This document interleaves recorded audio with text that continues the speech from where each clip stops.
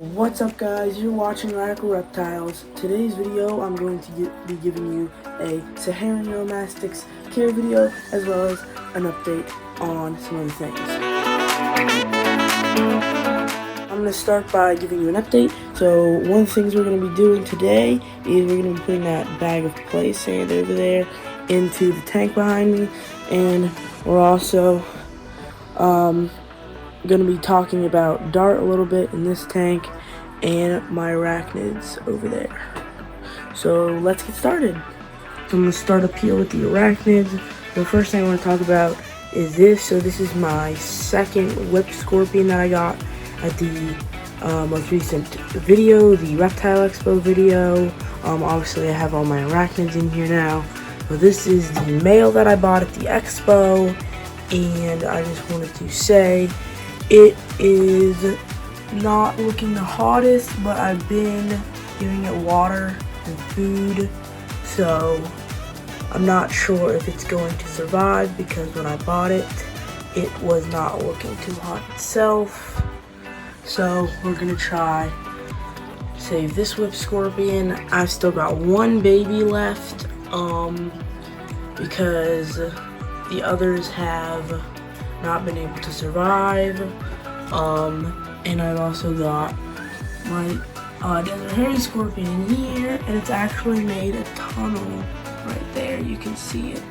And then I've got my black widow in this jar.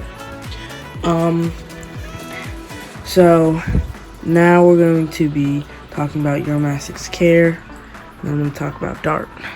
So first things first on uromastyx care is I put out the feeding video for my uromastyx, so I'm not going to be talking about anything of what to feed it, because you should watch that video. But I will say you do not need a water bowl or any sort of water, because they don't need to drink it. They do get it from what they eat, and it is mostly veggies. So we're going to be talking about heating, lighting, and setup. So basically for the setup, for a little young one like mine, Quill is hiding right there, you're only going to need something like a 20-gallon, which is this size tank, and you can keep them in that so they get to be a bit bigger, and then you're going to want to upgrade to them to a 40-gallon. This is a 40-gallon long. This one was used as a fish tank. It was given to me, and I just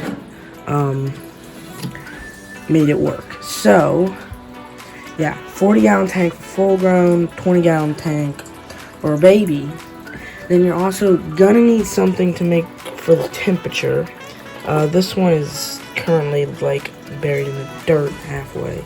So, but you're gonna need something to measure the temperature, like one of these, or a heat gun.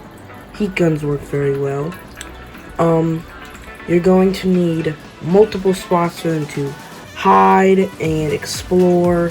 So you're gonna need some rocks in there, a hide, and for substrate, you're gonna either need to do a sand or literally bird seeds, because they can eat bird seed and it's a good substrate for them. I have done sand and eco earth because I was trying to grow plants in it, but that did not work. And then if you want to go bioactive, you can put blue death beetles in there with them. You can try to grow plants, and the blue death beetles will clean up waste and leftover veggies. And then you can use the core things, such as like driftwood. I've got a skull in there for them to climb on, and obviously he's got this main cave he sleeps in all the time. And then for lighting, you're gonna need a UVB. I've just got this this long UVB bulb light, so you can use that.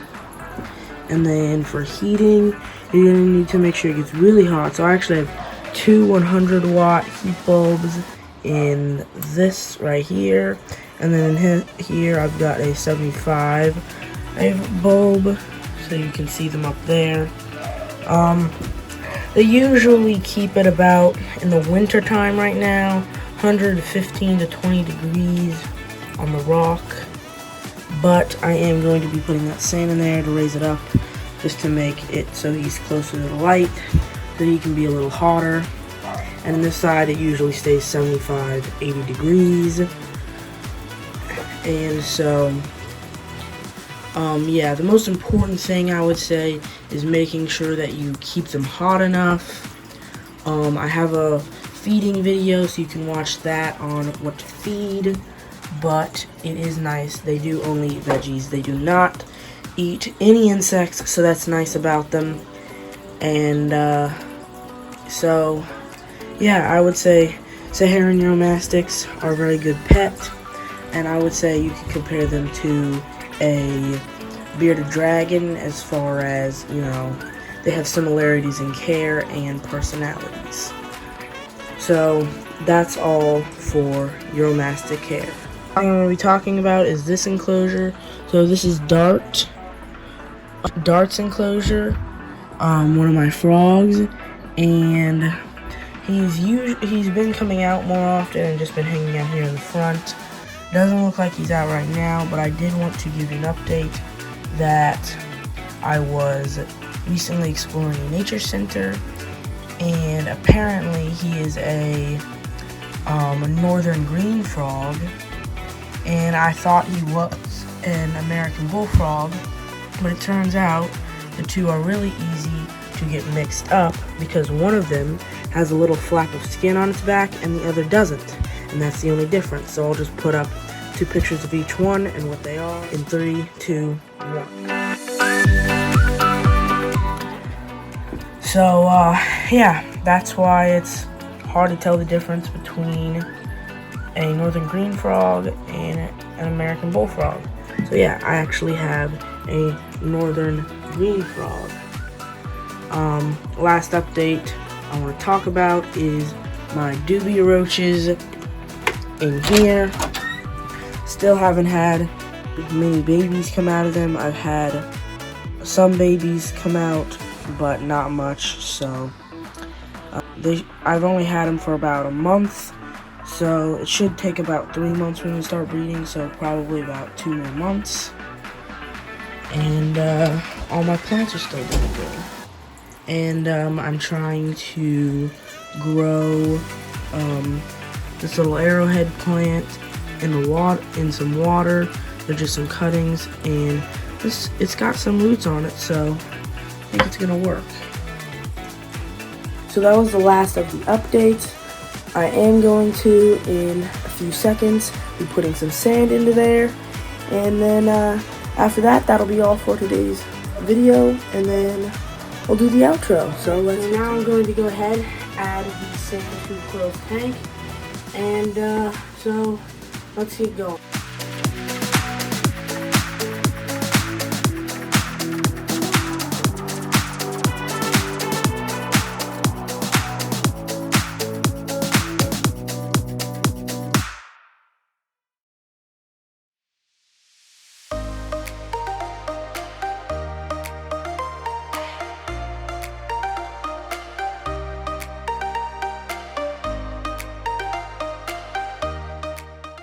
Alright guys, we're done putting sand in Quill's tank. We got a little bit of a mess on the floor, sandbag over there, but let me go ahead, show you his new setup tank. So we put the food bowl over there. We have not fed him today, so it's leftover veggies.